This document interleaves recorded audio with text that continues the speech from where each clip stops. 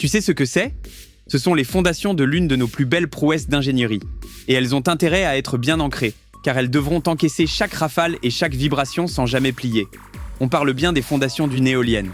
Pour soutenir un mât de 150 mètres de haut et près de 200 tonnes conçu pour encaisser des tempêtes, tout repose sur cette base. Avant même de penser au béton, on commence par creuser. En terrain stable, on réalise un trou circulaire de 3 à 4 mètres de profondeur et de 15 à 25 mètres de diamètre. Mais si le sol est meuble ou instable, on fore beaucoup plus profond. On y enfonce alors des pieux en béton ou en acier jusqu'à 10, parfois 20 mètres de profondeur pour atteindre une couche solide.